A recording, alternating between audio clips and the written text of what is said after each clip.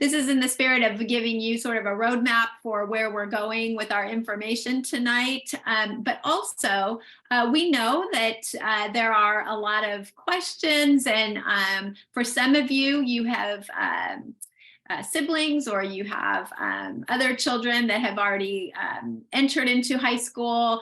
This might be old hat for you, but for other families, this is their first venture into high school. So we just want to assure you that we know there's lots of questions that you have, and if you can kind of run your eyes over these topics we'll be covering, and once we've finished covering a topic, if you need something clarified, if you missed something, please, by all means, ask questions about that.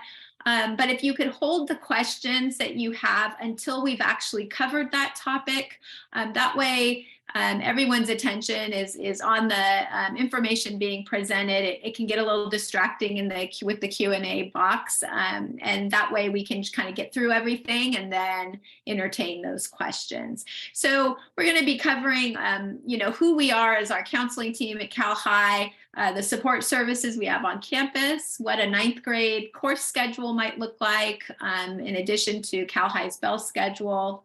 Going to go through graduation requirements and what those are versus something called A through G requirements. We're going to talk about the course registration process, non-district courses and advancement. We'll go over athletic information, give some tips for students, and maybe we've thrown in some tips for parents too, and then talk to you a bit about our exciting open house that we have tomorrow night. So this is your counseling team. There are 7 school counselors, and you can see on the left-hand side that we each have caseloads that are broken out by by students' last names. Just to note, this is what this year looked like. Last year, the alphabet breakout looked slightly different, but that can change from year to year based on enrollment. So just be, if you can, remind yourself to look on the website when we get ready to start school in August to see where your last name lands and with who on the counseling caseload. We also are so fortunate to have support counselor, Miss Mullins, who really helps students with social emotional needs. Miss Goldenberg, who is our school social worker and also the coordinator of our wellness center, which we'll talk about in a little more detail in just a second. We have Miss Nichols, who oversees and runs our college and career center.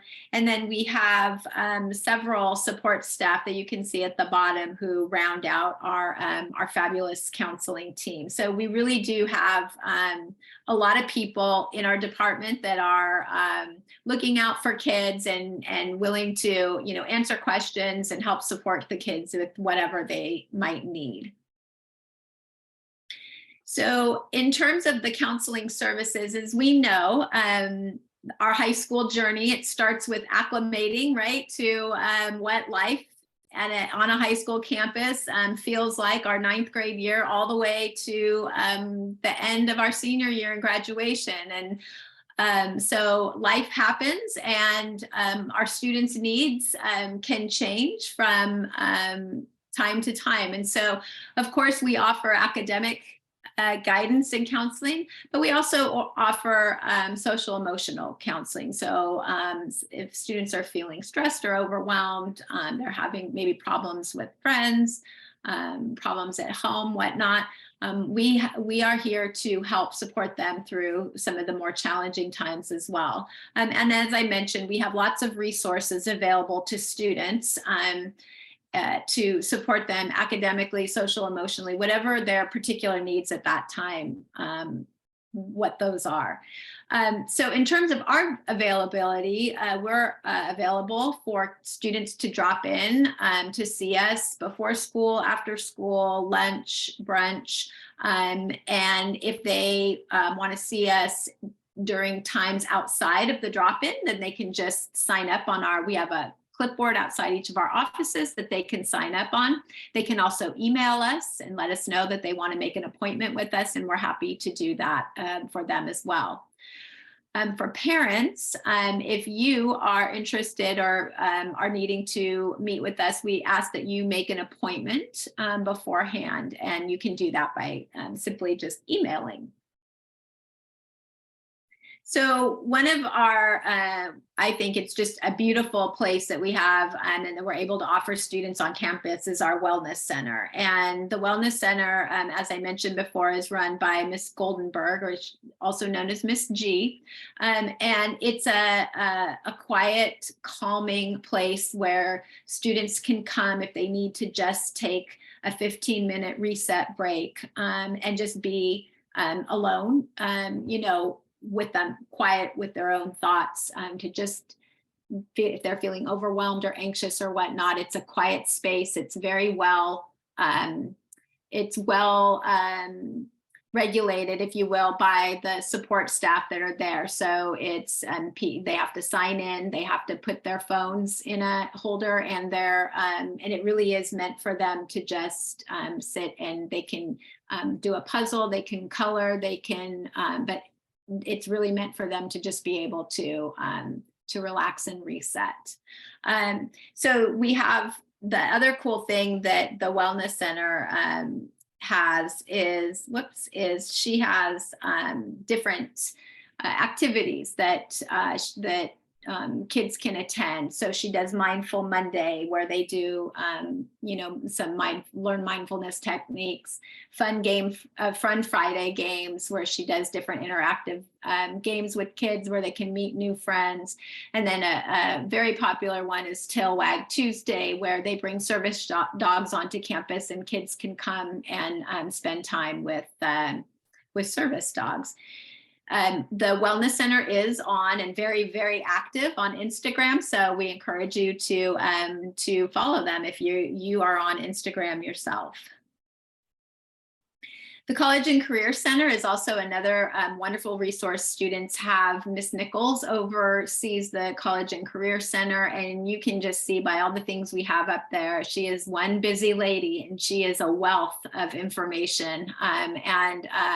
Students have become to know her as someone that if she doesn't know the answer to your question, she will find it out. And so she's really, really, Miss Nichols has been so helpful in helping kids explore career opportunities, different colleges, and really spending time with them to answer questions that they have. So Miss Nichols wears a lot of hats, and we are so fortunate to have her and the College and Career Center available for kids.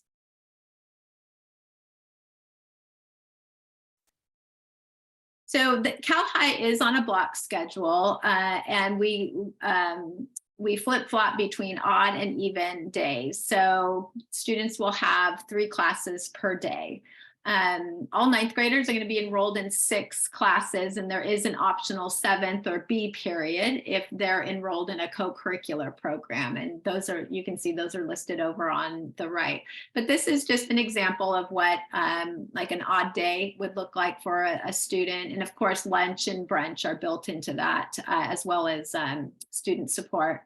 And then what an even day. And so they attend their classes every other day.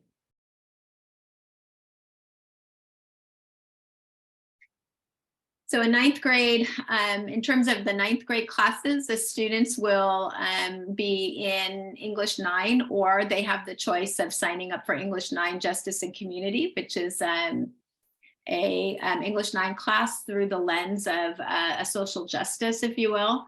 The students will have world geography 1 semester and health another semester, their math class, their PE 9 class, biology, and then world language or fine applied arts.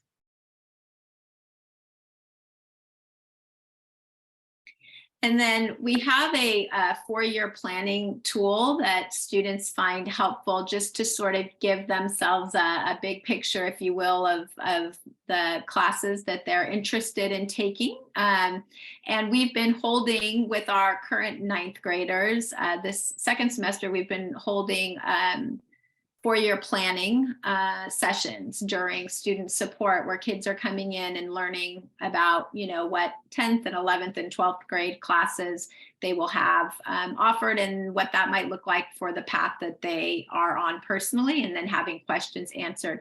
So it's a really nice tool. It is something that students, I think, probably find more helpful the second semester of their ninth grade year, once they've really gotten into and gotten a feel for their high school classes in terms of what their next 3 years might look like. So we're offering it.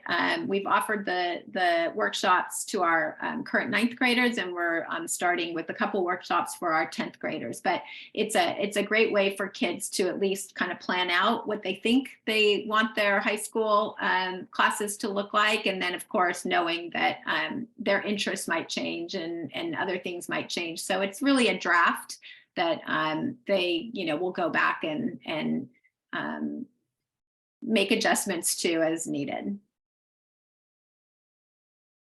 All right, and now I'm going to hand it off to Erin, and she's going to talk about the high school graduation requirements versus the A through G requirements.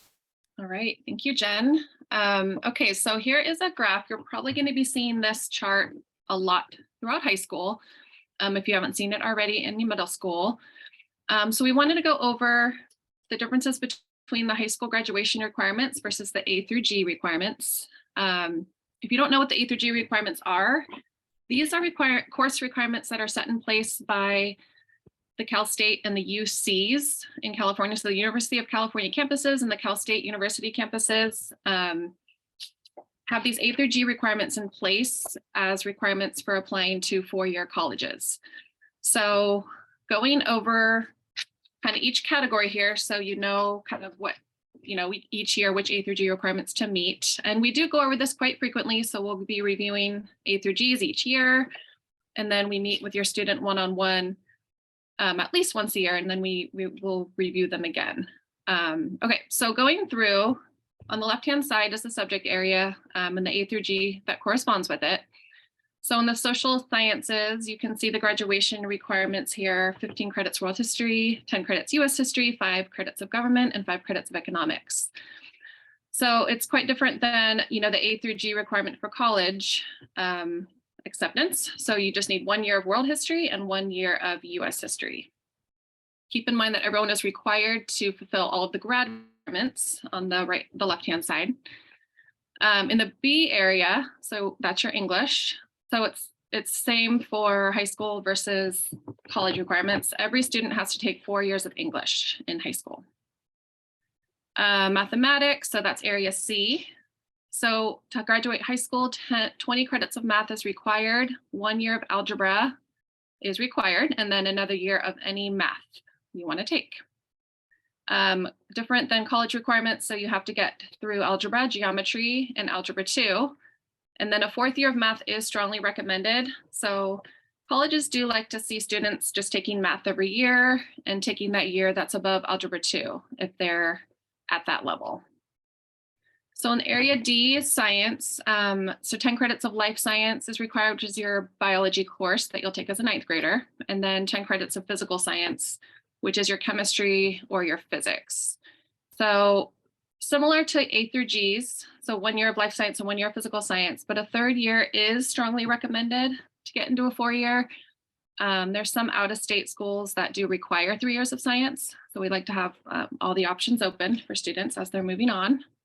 So in the world language category, students must have, well, it's not a graduation requirement, so to take a world language.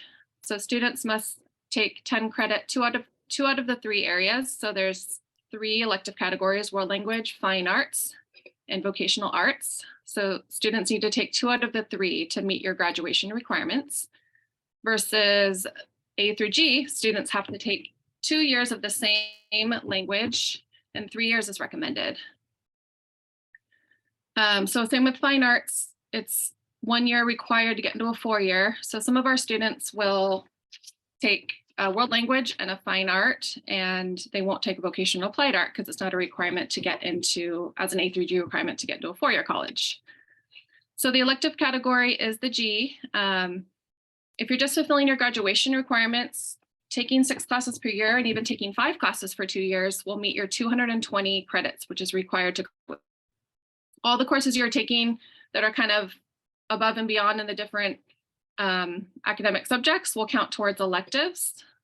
So 50 credits required, and then 1 year for A through G requirements, 1 year of an approved A through G elective.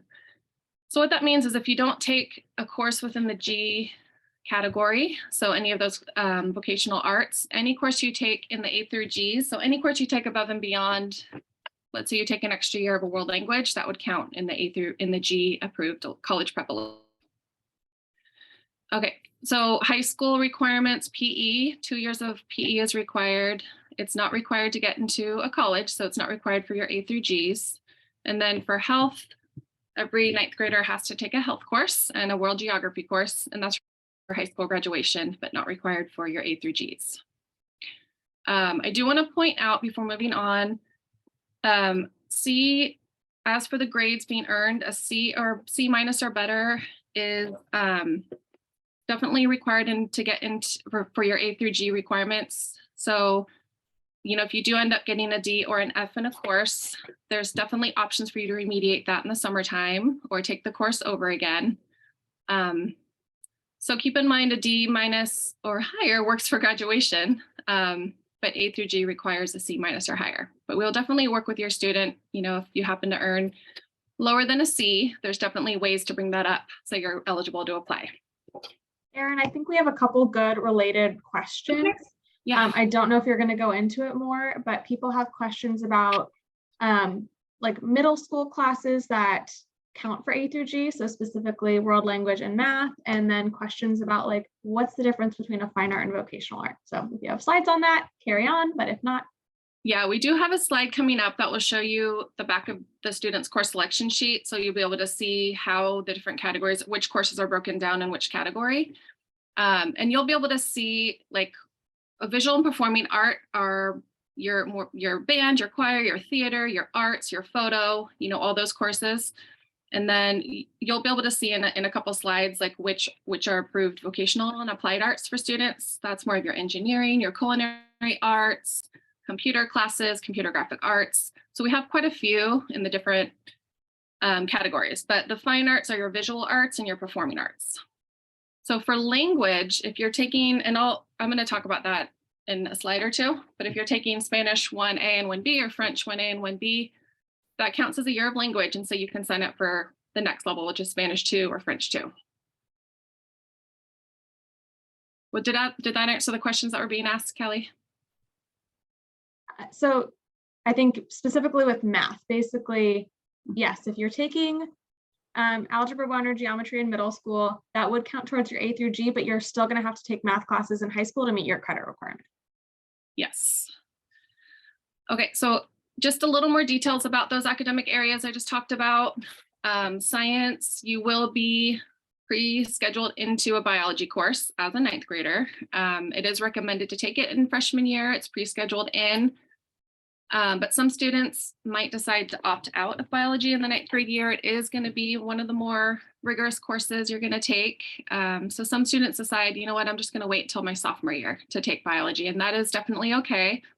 Like I said before, 2 years of science is required to graduate and 3 years is recommended. So you do have time. But if you feel ready and you want to, you know, take bio, it will be pre-scheduled in. Okay. So reminder up at the top, high school graduation requirement versus A through G. And that 3rd year of science can be in it could be a life science or a physical science. So anything we offer, you can take.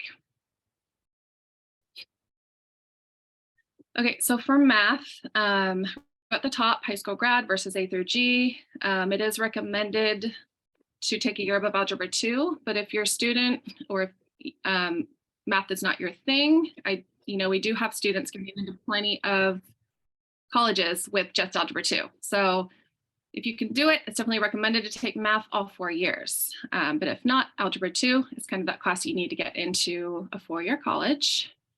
So right now, whatever math class you're taking, your math teacher now will be able to speak with you about your placement. So if you're in, or if you're already in Algebra 1, you will be placed in geometry. If you're in the regular math courses, you will be placed in Algebra 1, okay?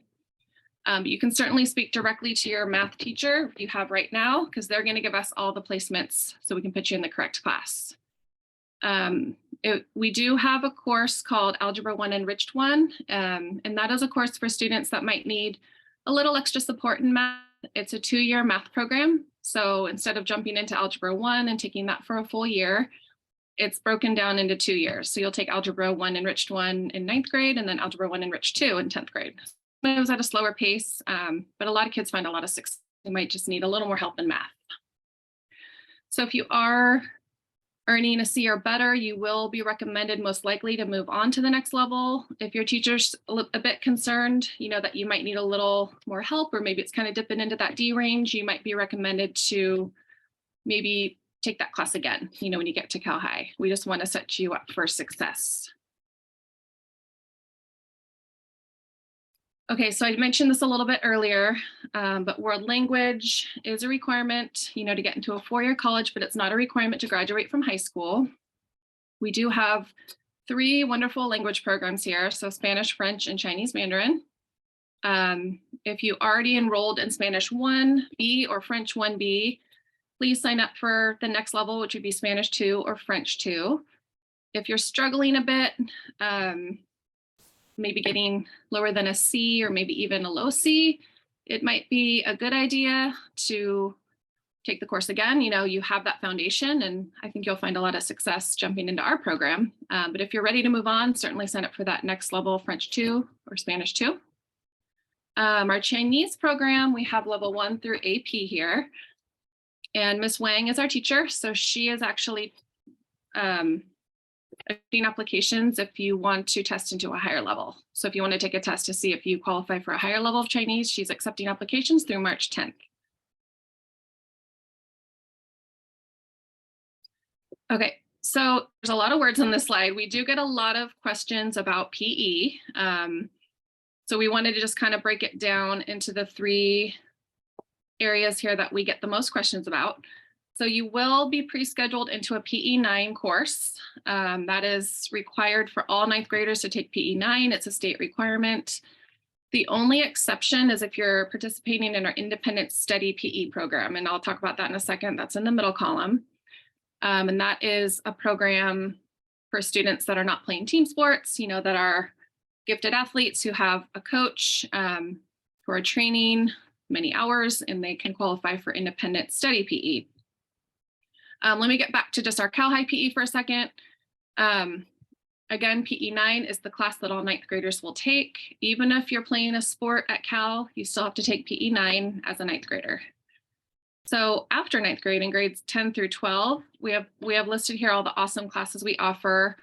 Yoga, super fun. We have weights, net sports, team sports, cardio fitness, sports conditioning. And then a newer course is called Strategies in Recreational PE. So that course, you get to help students that have special needs. You get to help them in PE. So it's kind of like an adaptive PE course that students have found really fun. So once you take your first year PE, which is PE 9, you have the option of taking PE in 10th, 11th, or 12th grade. We have a program called Athletic PE. So if you are playing a sport for Cal High in grades 10 through 12, and you're on the JV or varsity team, you can apply for athletic PE credits. So you can qualify for 10 credits with just 1 season of sport. So there's 1 form you fill out at the end of the season. You give it to our athletic director, and that will, as long as it's signed by the coach, your parent, and the athlete, you can earn 10 credits of PE. But if you don't turn that form in, there's certain dates and deadlines that can't be backdated. So just make sure you're on top of those dates. Once you become a 10th, 11th, or 12th grader, you can qualify for athletic PE. So briefly, that is a little bit different from our independent study PE. that is, like I said earlier, it's a program for sports that are offered at Cal. So let's say you're a gymnast or doing taekwondo or horseback riding or something that's very individualized. You can apply through the district for independent PE, and if you qualify, you can do independent PE instead of taking the PE courses here at Cal. Can you explain the difference between a JV and a varsity sport? Yeah, so JV is junior varsity. So students up to the junior year can be on a JV team, and then varsity is our top level sport here at Cal. So pretty much 9th through 12th graders can make a varsity team. And we have a freshman team as well for athletics, but freshmen can't qualify for athletic PE. So if after freshman year, if you're on the JV team, junior varsity or the varsity, you can qualify for 10 credits.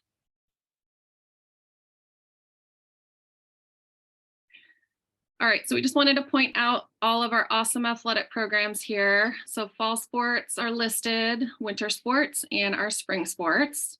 We have a new sport that we implemented this year, badminton, which everyone was very excited about. That's for boys and girls. So that's happening here in the spring. But you can take a look at the different athletics and see which ones you might be interested in. And we have some very successful programs here. I think we have about 10 teams that have made NCS so far, and usually we have about 15 to 18 to 20 teams that make it. And I want to shout out our boys basketball team. They made the state tournament, and they're actually won their first state game, and they're playing in their second state tournament game tomorrow. So that's pretty cool. First time in history for our boys to make that, the state tournament. But we have a lot of great programs. So take a look here, and then the next slide, we'll talk about things to remember as 8th graders coming in. So just be aware of your grades. Some middle schoolers at this point might not think your grades even matter that much, but they actually do if you're trying to come in and play a fall sport. So all students must maintain a 2.0 to be eligible to play sports. So keep that in mind, as you're going through this semester. Keep up the motivation, to get your grades up. We would hate for you to come here, try out for your sport, and then have our athletic director look at the grades and say, oh my gosh, like it's a 1.8 or something, and you'll have to sit out that season. So just keep that in mind as you're working hard here at the end of your middle school career. 2.0 or higher, you'll be eligible to play. So our athletic director wanted me to point out that there's a process, for signing up for athletics. There's a website you have to go to, and you really only have to do it once a year. Even if you're a multiple sport athlete, you really have to do it once a year, and you can check the boxes for all the sports you might be trying out for, and then submit your physical. So a physical is required once a year as well. And it's best, we recommend getting that in the summertime so it's ready to go for the school year. So again, once a year for all sports. And then once you submit it, your student athlete will be cleared, okay? So number 4 is the academic waiver.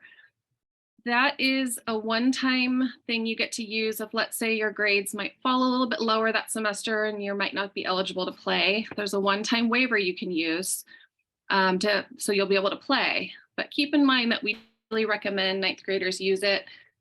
It's more important to use it later on in your sports career.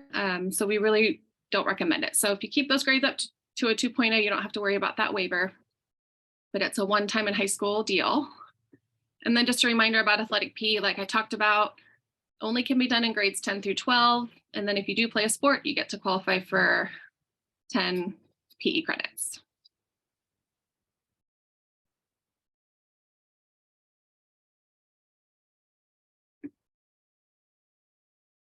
Oh, is this me? Is this you, Ms. Youngberg? Yes, I think it's my turn. All All right, guys, thank you guys for hanging in there. I know we're giving you guys a lot of information. I will try and get through these as thoroughly as I can.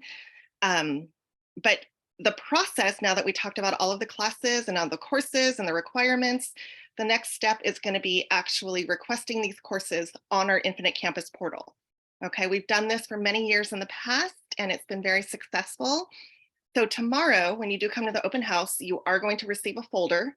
In that folder is going to be a green online course selection sheet and also directions on how to request those courses on the Infinite Campus portal. Okay, we do want to point out that there are some required ninth grade classes that will be pre-scheduled on there. So when you do log in and take a look at it, you're going to see that, oh, I've already been scheduled for PE9, Health and World Geo, Biology. There is going to be just a placeholder there that says math. That is just kind of for us so that we can wait until we get those recommendations from the middle school. So you do not have to choose a math class either, okay? And then so the big choice that you're going to be making in that sense is going to be English 9 or English 9 Justice and Community.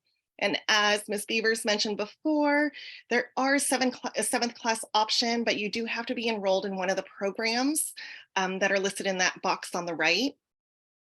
And keep in mind our performance arts, particularly, our band, choir, dance, theater arts, typically those are programs that our students intend on committing to all 4 years. So, we expect, that's the expectation. If you have an interest in the performance arts, that you fulfill it all the way through. Okay, but there are some options for that. All right. Let's see, next schedule, as Ms. Hill mentioned earlier, we on the back of the course selection sheet on that green sheet that you're going to be getting tomorrow night, on the back of it, these are the list of courses that are available for our freshmen. Okay, so as you'll see on the left-hand side there, it'll tell you where it qualifies for UC-CSU. And then you'll see the areas in which it will qualify. Visual, fine, performing arts, our CTE courses, our non-departmental. Where the X's are in that left-hand side, those are the ones that are going to be pre-scheduled for you. Okay. So that's what it'll look like. You'll get that tomorrow. All right, let's keep going. All right, so we are going to be picking up your summary sheets. So what's going to happen is when you go onto the Infinite Campus portal, you're going to select your requested courses. Okay. You are also going to print out that summary page when you are done. And then you're going to have a parent or guardian sign it. And that summary page is what you are going to be bringing with you to your science class on the assigned day as it's listed here. Monday for Iron Horse and Tuesday for Pine Valley. I know that feels like a quick turnaround, but since so many of the classes are selected for you, there aren't a whole lot of choices to make after that. Many of you may be continuing on in your world language. Many of you may be choosing a different elective like a fine arts. We do ask that if you are choosing a class in the fine arts or the visual performing CTE non-departmental area, that you do also include one alternate. Okay, so it's very, very important that you do select one of those because sometimes, when we're creating the schedule and working on it over the summer, and we might have to make some changes or there's a conflict in the schedule, and a student might not have an alternate listed. If they fail to do so, then we get to decide for you, and we don't want to have to do that. Okay, so make sure that you are listing an alternate on there for those VAPA courses. All right, so we will be there coming to your science classes on Monday at Iron Horse and Tuesday at Pine Valley.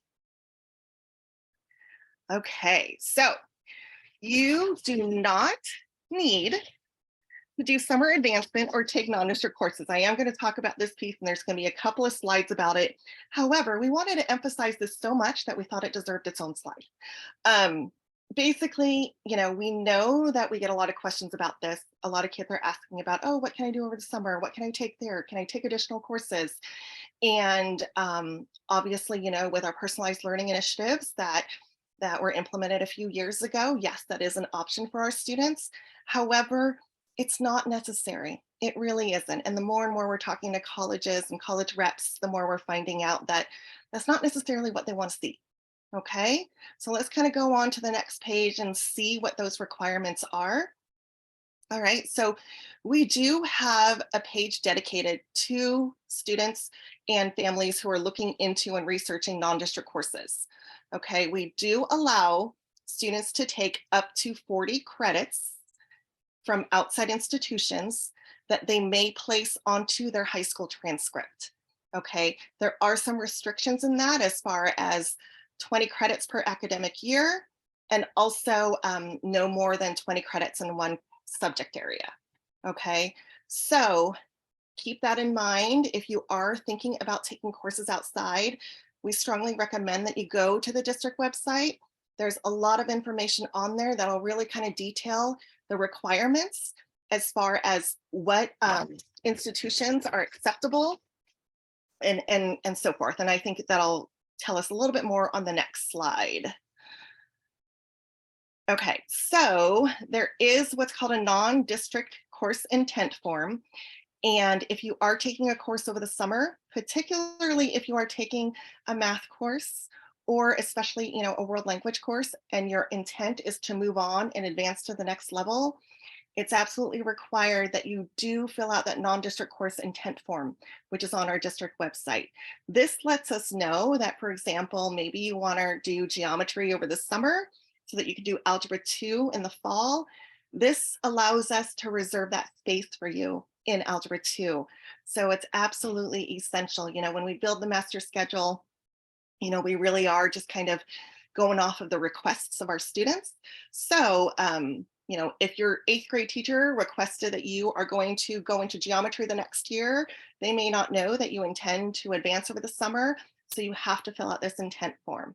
Okay. With that, there are a lot of, as I said, go on the website to see more information about it. It's very hard for us to guide you on these outside courses and institutions because there are so many of them. And, you know, we're more experts on the course offerings that we have here at Cal High, not so much on the courses that are offered in some of these online schools.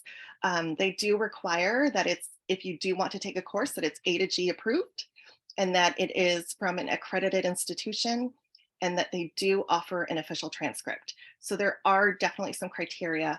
But again, I'm going to point you towards that district website so that you can get all the information about that. Okay. All right. So a lot of kids are wondering, okay, well, when can I do it? So, you know, 8th graders, yes, you can start and complete a course for advancement in the spring. However, keep in mind that it will not be put on your high school transcript for credit. So you will not be able to apply to have it placed onto your high school transcript. A note will be made in the comment section that you've taken a course for advancement. And then just making sure that when you do apply to college after high school, that you're submitting that separate transcript from that outside institution. Okay, so if you are hoping to take a course that you would like placed on the high school transcript, maybe it's you're trying to get, you know, a graduation requirement out of the way, you are eligible to take it after you have promoted from 8th grade. So that would be during the summer and after your promotion. All right. One thing, if you are hoping to advance in Algebra 1, just by taking Algebra 1, keep in mind that is something we have to put onto the transcript since it is a state requirement. Okay. All right. So kind of going on to talking about tips for students. There's lots of different things, you know, obviously 9th grade is a big year. There's a lot going on. It's a pretty big adjustment for a lot of students. We have about 3,000 kids on our campus and lots of different activities and different ways to get involved. And that is, you know, one key thing that we always tell our students, get involved as you know, try out different things, join a club, try out for a sport, attend a school event, you know, just kind of start to immerse yourself in the school community. This doesn't mean that you have to do all the things, right? But definitely just try a couple if there's something that interests you, especially, you know, one of our clubs. Okay, be on time. This is a huge one because of our block schedule. Students are really only shifting classes basically for if they have, you know, the traditional 6 classes, you're moving like twice a day. And in between those classes, you have a brunch, and then the next period you have a lunch in between your 2nd and 3rd class. So really, there's plenty of time to get to and from your classes. And so it's very important. You want to make that good first impression with your teachers. And it says a lot when you're able to be on time and respect everyone else's time. All right. Obviously, check Schoology. We want you to stay on top of it regularly, especially with your assignments, and especially if you've been absent. You can go on there, and a lot of times teachers are not necessarily going to be like, oh, Johnny, you were sick yesterday. Here's what you need to make up. A lot of it is going to be on you to either ask your teacher and make sure that you're making up what you've missed, or to make sure that you are also looking on Schoology. Okay, so I know I get a lot of kids who are like, oh, I didn't know, I had to make it up. And a lot of times the requirement, the expectation is that students are following along on Schoology or following up with their teacher individually so that they make sure that they're making everything up if they were absent. Okay, if you're having trouble in a class, I can't emphasize this enough, seek help right away. There's so many times when we're meeting with our students, and oftentimes, they're coming to see us at the end, towards the end of the semester, maybe like a couple of weeks before finals, and they're like, I don't know what to do, I'm failing. And oftentimes, hopefully we've already met prior to that, but sometimes, we need to know early on if you're having trouble so that we can kind of help support you. Obviously, we want you to ask your teacher first, but there's different ways that you can get some support. Tutorial is a period that is built into the school day. It's wonderful. It's built in for 4 days a week, and it is attached to the 3rd or 4th period class. So during that time, there's lots of opportunities to visit with teachers. If you need some extra help, attend a learning lab for subject-specific courses. It's a great time to use for studying for tests and quizzes, and maybe even making up a quiz that you were absent and you were arranged with your teacher to make up a test during tutorial. There's options to do that. And then obviously collaborating with your peers on projects. I think that it's just a huge key to make sure that you're taking advantage of that tutorial time. It's built in time into your school day where you can really kind of be productive and make sure that you're taking care of things so that you have less to do after school. All right. Okay. And then a couple things on the next slide here. I think we're going to talk a little bit about 6 tips for success at Cal High. Like I mentioned before, during tutorial, there are the subject level learning labs. That is something that we've implemented this year, and it's been really successful. Oftentimes we do have like a specific learning lab for, say, chemistry or Spanish 2, and signing up for those ahead of time so that you can attend and get some individual help during tutorial can really make the difference for a lot of our students. Okay, and as I mentioned on the previous one, again, see your counselor for help and support sooner rather than later. We're here to support you. We want to help. And so, and we also want to get to know you. So if you have any concerns and need some support, please come and see us. All right, and then obviously the big thing that we're hoping that you develop when you're here at Cal High are those time management and organizational skills. Super important, especially when it's a lot busier in the high school years. There's a lot of things going on with your classes, and you're also maybe in extracurriculars, and you've got your social life. So it's important that you're reserving enough time when you're choosing your classes and your extracurriculars that you're able to dedicate the time necessary to those activities. All right. So your academics, your extracurriculars, your social life, obviously, and of course, rest. I think that is super important to establish those routines. Organization is also is also key, as is preparation.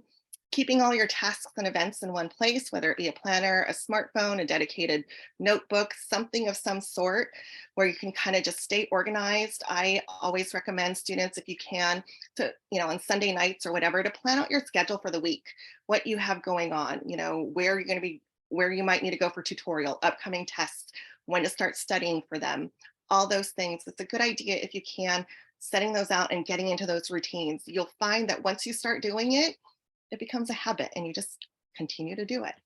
Okay. All right. So on the next slide, we also have tips for you parents. These are probably things I wish that I heard when my child was a high schooler for the first time. So we want to make sure that that you're absolutely able to support your students and help this transition for them to high school. All right. One tip that I think is wonderful, I heard this from another counselor is to create an email address that is specific for school correspondence. Okay, I think that, sometimes you're getting so many things in your inbox that if you do separate it and only correspondence from the school is going to a particular inbox, I know that that's really, really handy. At one point I had, all 3 of my children in 3 different schools, and that would have been very helpful to have it all kind of go to one inbox. So definitely recommend that. Signing up for Schoology. As you know, you probably already are a part of it. It's our learning management site that helps you keep up with your students' progress. However, we do want to share a couple of important reminders regarding Schoology. I think that, Schoology is one of those things where it's a great thing that you can follow up on assignments and things, but it can also, be a detriment to our students' growth, right? So it's a tool to help our students keep up with assignments and progress. As parents, our recommendation is to fight the urge to log in every day, fight the urge to log in many times a day. We do recommend talking with your student, talking with your child and saying, okay, every other Friday, we're going to sit down and we're going to log in and just kind of take a look at where you're at and how you're doing. Allow your student that time to be able to kind of take care of business and take care of his assignments. But logging on every day, we know that can cause some conflict in the home. So as much as you can, start helping and nurture that growth for our high school students, okay? Which leads on to our next one, creating a nurturing environment, that encourages learning and making independent decisions. Listen, we know that kids are going to make mistakes. Kids are going to fail. They're going to fall down. They're going to, have challenges. And our job isn't necessarily to clear the path ahead of them. We want them to learn and grow from them. And so creating an environment that encourages that is super important. And as you can see on the last one, which leads into that, is helping our child build self-efficacy skills.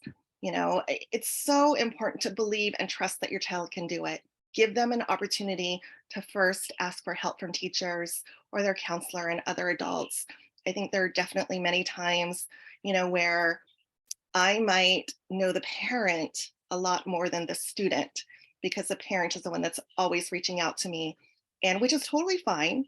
However, help your student build that initiative and be able to come and see us on their own, talk to their teachers on their own, and just help them build those skills. As we all know, it promotes a healthy well-being.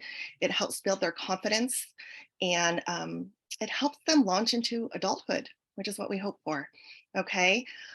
So on this next page here, I'm going to give myself a break from talking, and I'm going to just show this quick video from Julie Lithcoth-Hames. I think it kind of spoke to me, not just as an educator, but also as a parent. But I thought she shared some valuable information. So we'll go ahead and share that and go from there.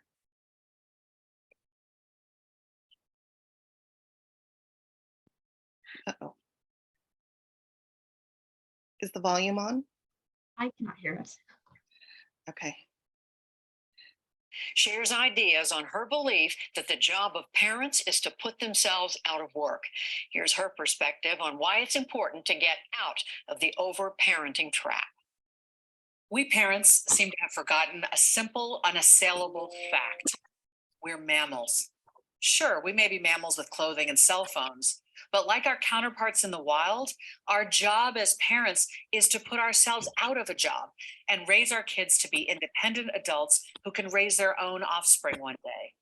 If you think about it, it's how we evolved to this point as humans. But these days, too many of us feel our child simply will not be successful in life unless we constantly protect and prevent at every turn, hover over every happening, micromanage every moment, take care of every little thing. Yes, we can help our kids get a short-term win when we overhelp, such as the better grades that come when we remind them to put their homework in their backpack, or bring it to school when they've forgotten it, or outright do some of the work for them. And our over-involvement certainly makes life more pleasant for our kids. Often we let them off the hook for doing the mundane tasks of life, such as chores, and instead we prioritize their homework and enrichment activities over all else. But this leads to young adults who can't do the basic tasks associated with living life on their own. A fellow college dean on another campus told me of a kid whose parents installed a webcam in the dorm room in order to wake their kid up each morning in college. A student told me of a friend whose parents always filled her car with gas, so she never learned. And then while driving one day in her 20s, she noticed her tank was low on fuel and she ended up filling the car with diesel instead of unleaded. And some parents are so accustomed to arguing over grades in high school and college that they expect to do the same in the workplace. A manager at a prestigious company told me of hearing from parents of an employee who were dissatisfied with their quote unquote child's performance review. Do parents do that? Yes, parents do. Look, we love our kids with a driving force we can barely comprehend. I think of it as an aching, fierce terror joy. Of course, we want the very best for our kids, and we love to be needed, and we feel a great deal of satisfaction when we ensure that their needs are met. But overhelping can come at a significant long-term cost to our kids. It deprives them of the chance to build self-efficacy, a critical aspect of psychological wellness that comes from seeing that one's own actions lead to outcomes. One's own actions, not one's parents' actions on one's behalf. We end up raising kids who fail to launch, who don't have the wherewithal to do for themselves, and who still need us to act as the adult in their lives. No matter how impressive our child's childhood GPA or resume may be, we've simply not done right by our kids, our society, our species, if they've reached the age of chronological adulthood, but don't have the skills, habits, mindsets, and confidence to do for themselves. All right. So this person is Julie Lithcott Hames. She is the former undergraduate dean at Stanford University, New York Times bestselling author, educator, and she raised her family in Palo Alto. Her kids are grown now and went to Gunn High School, current city council member for Palo Alto as well. This book was actually recommended to us a few years ago through our district to read as educators. And I was like, oh, okay, this looks pretty interesting. And I decided to read it. And I felt like the book was pretty much written for me. And this is me as a parent to 3 children. At the time that I read this, my oldest was in middle school. She's now in college. But I just remember reading this, and I cannot recommend it more, not just as an educator, but as a fellow parent. The preparation for adulthood is happening now, just starting those little things and helping our students gain independence and confidence. Does that mean we totally stop holding their hand on things? No, I mean, that's impossible, that's hard. But there are certain things that we can do that can help them build those self-efficacy skills that we are just, unfortunately, she wrote this book essentially because of her experience as a dean at Stanford and the concerns that she had working with the students there. So that's where a lot of it kind of came from, and where she pulled a lot of her data as well. So very, very great read if you guys are able to. It's a good audiobook too. That's kind of how I listen to it as well. Very helpful. There's also one more recommended reading for parents that I think is very important, and that's The Gift of Failure. I think that it's just one of those things where we know that failing is a part of life. It's inevitable. We really, sometimes it's hard to see our children experience failure and disappointment. But it also, from those disappointments and failures, is really where we all learn. I mean, I know that my biggest lessons and biggest personal growth in life have been through times when I have made mistakes and, had to kind of come back from them. So that's super important. I mean, at the end of the day, I think what we are trying to say is that this is kind of a we thing. This isn't just you know, the work that we do as educators, but it's also the work that we do as parents. And for us to be able to support our students so that they're launching into, you know, out of high school and into high school and through high school with the help and support of not just, you know, what's happening at the school, but also our parent community and supporting each other in that. So another great book that I strongly recommend. Okay. All right. So now that we've talked about that, we can talk about a little bit of the fun stuff here. So over the summer, you will be contacted in July and receive an invitation to attend our wing event, which is welcoming in new Grizzlies. This is great. I love it. It's so fun. It's very spirited. Our students run it. They give the students a tour of the campus. They kind of help our students and share some of the unwritten rules. They also just kind of allow students to meet other new students. So it's great. Great opportunity. Our first day of school is Thursday, August 10th. And typically this event is held the week prior to the first day of school. So for those of you, you know, that are planning vacations or, you know, have other plans and things, just kind of keep that in mind, that typically that is held the week before school starts. All right, I am going to hand it back to Erin because she has been preparing for a very fun night for us tomorrow. All right, so we're super excited to invite everybody on campus tomorrow for our open house. Students, parents, families, you know, everyone's invited to come. The campus will be wide open. We want you guys to come and explore. Lots of classrooms will be open. I did send an itinerary, just a schedule of classes that are open earlier today. Hopefully you got that. There's a map of the campus as well to help guide you around. So at 6 o'clock, we're going to be doing a welcome, and we're going to be having some of our really awesome performing arts do some performances for you guys. The open house will run from 6:30 to 7:30.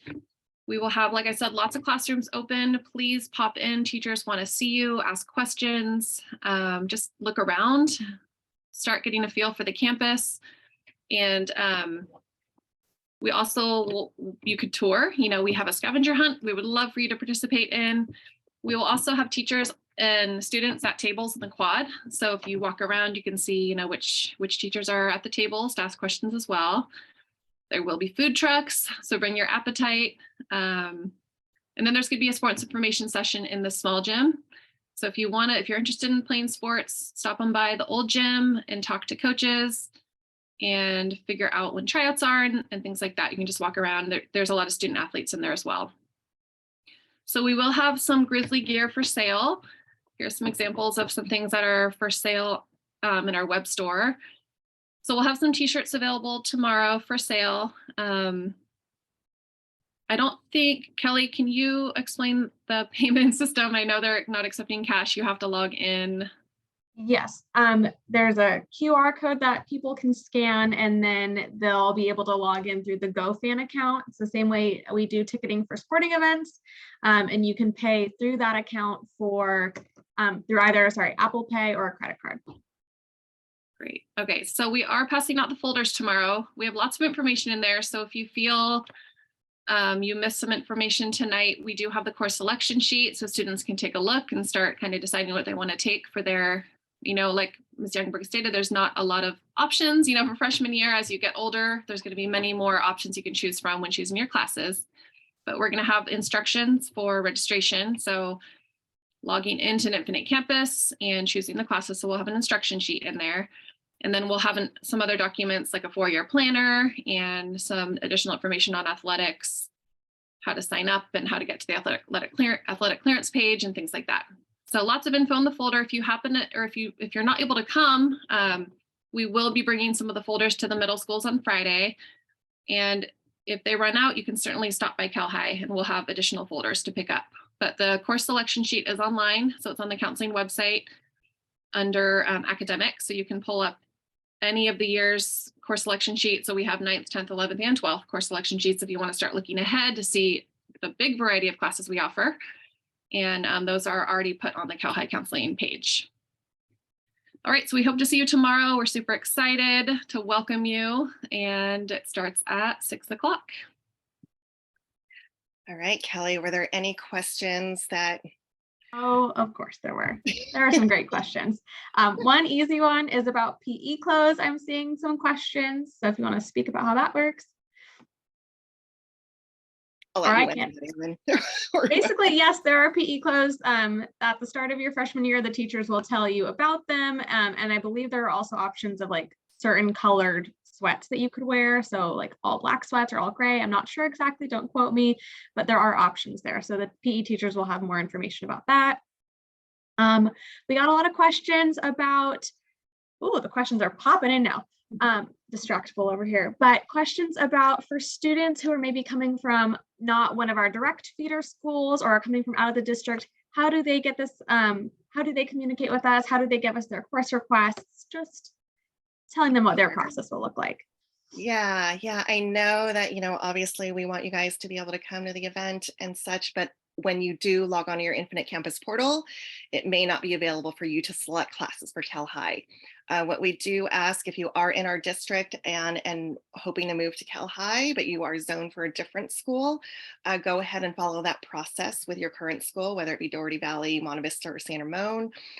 Once that transfer is approved, they will send those course selections over to us. And then, of course, if you are from outside of the district, there will be a process where we will be meeting with you guys and getting your course selections and discussing the process for that. Great. And then questions about, we had quite a few questions about ASL, so I just kind of thought it might be worth saying something. Okay, so ASL, as far as where can they take it, and basically, like, unfortunately, we aren't a school that offers that. yeah. People were talking about Monte Vista, so that would be something that you would have to do outside of Cal High. Right. So yeah, I mean, I know when you look in the course catalog, you will see that there is ASL and it is not offered on our campus. A lot of our students that do choose to do that have done it through DVC. And we have many students who have done that and they've actually been quite successful. Could you just talk a little bit more about the course catalog and what that tool is for? Yeah, so the course catalog is basically a catalog of all of the courses that we offer in our district. Okay, so it is shared with the other high schools. So it's important that when you are looking at the course catalog, what you'll do is maybe you want to know a little bit more about what English 9 Justice and Community is about. You can look it up in the course catalog. It will give you more of a description of it. It will tell you, what grade it's intended for, like for 9th grade. It will tell you if it's approved A to G, and it will also tell you what sites offer that course. So you will see on the bottom of that course description for each of the courses, it'll say CHS, MVHS, all those, all of our different high schools that offer it. So it's very helpful just to kind of, if you want to get a little more descriptive as far as what our course offerings are and what our courses are about. And it can also just kind of help you as you're figuring out maybe your 4-year plan and looking at electives. Great. So then we did get some questions about our co-curricular classes. Like, what is mock trial? What does the engineering pathway look like? So if you could just talk about some of those classes that students might not be as familiar with. Sure. I don't know if anyone, I feel like I've been talking a lot, so I don't know if Erin or Jen, feel free to jump in. But mock trial is our course. It's actually also called Intro to Law. But basically it is an application audition type course where students are able to participate in what would be like basically like a mock trial and jury and have that entire experience. We do compete, and also we are award winning. We're amazing. I think we are always doing well in that class, but it is a class that is audition. And Mr. Barr usually will reach out to those students who have expressed interest and let them know when that audition is. And that is one of the courses that qualifies as a co-curricular. What was the other course that you were mentioning? Oh, engineering. Yeah, what that pathway looks like. Yeah, so engineering, the first level of it is intro to engineering, and then the second is principles of engineering. We are working on the capstone as far as the third and fourth. Typically, it has been a rotation of our computer integrated manufacturing course, and then our, what's the other one called? I can't, principles of engineering. We've got computer integrated manufacturing, and then Civil. civil engineering. Okay. So yes, we also have that. So oftentimes that might rotate. And you know, we'd love for the program to grow, but yes, the start of it is intro to engineering. And can I just point out, if you start in an engineering pathway or a biomedical pathway, I noticed some questions asking, you have to take those classes every year. Like, is it a requirement to fulfill the pathway? So it's definitely not. We have students who might try an engineering class and just decide it's not for them. And then they might try a biomedical pathway class. They might try a bunch of different classes, and that's okay. But we do have students that like to take, you know, all classes in the pathway and finish it. But it's definitely not a requirement to finish all courses.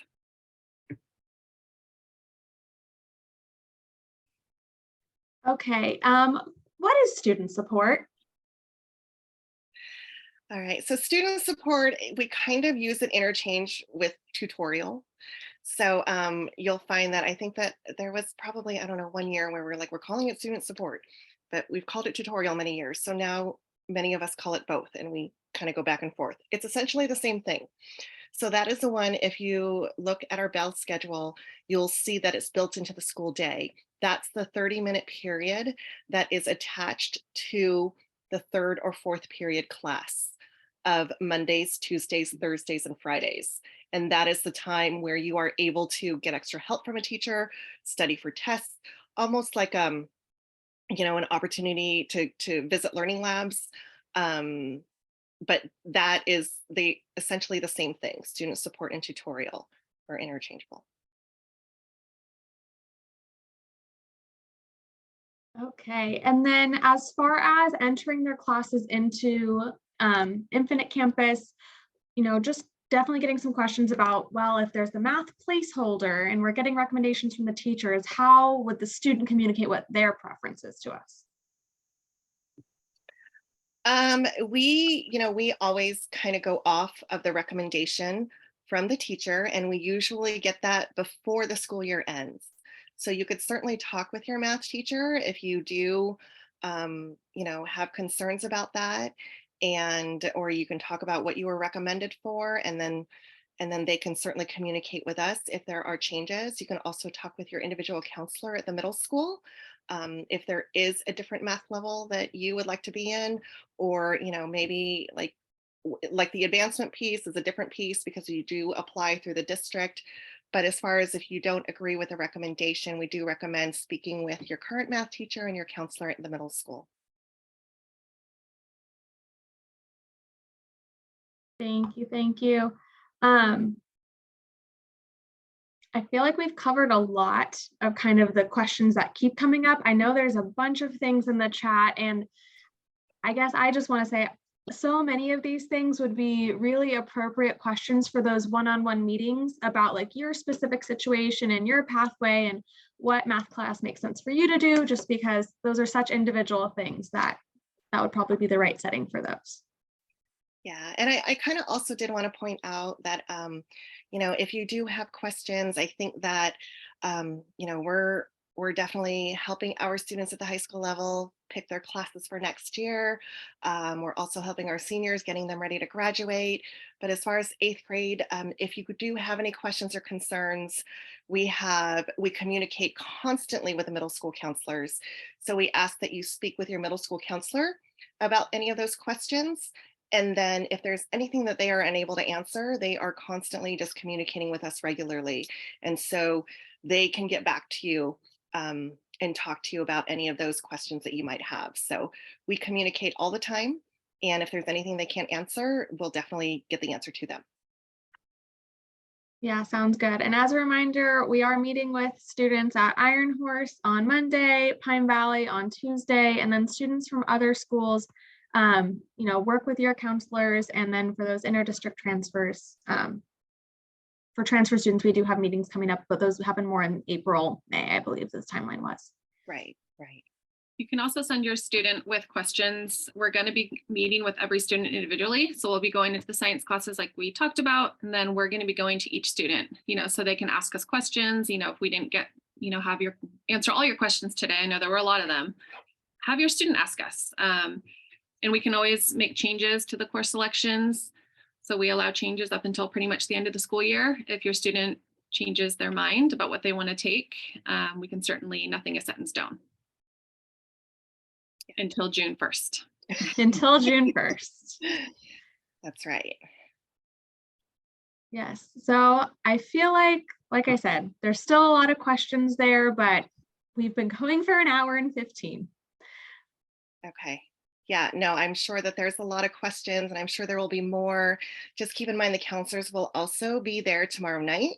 And so if you do find us there, certainly come and talk with us. I'm happy to help answer any questions that you have. And also there will be teachers there so that you can ask about classes and things. So I think that you're going to get a lot of information as well tomorrow night. So we kind of split it up into two because we know there's a lot coming at you, but tomorrow's a fun night where you're going to get a lot more information as well.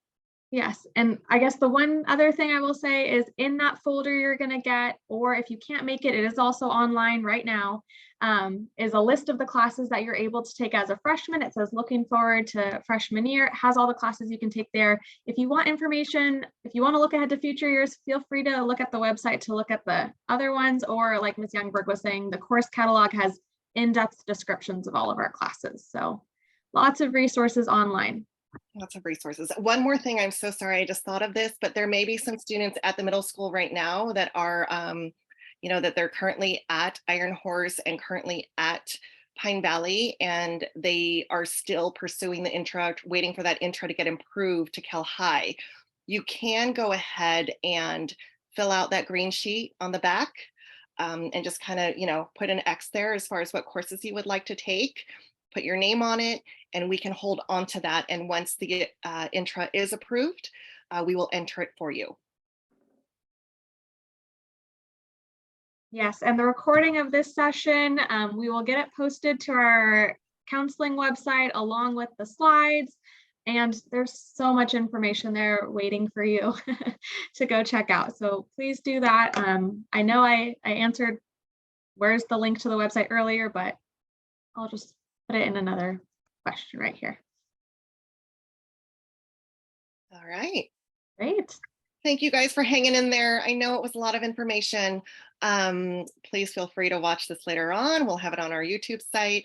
And then, of course, we'll be there tomorrow night. Can't wait. All right. Take care.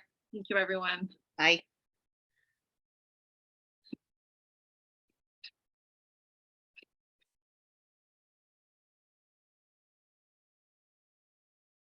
Okay.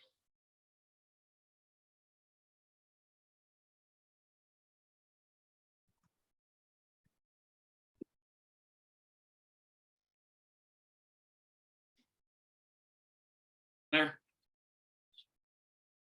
All right. Cool. I'm going to go ahead and stop the recording and then see all you lovelies tomorrow. Except me. Except you. Bye, guys.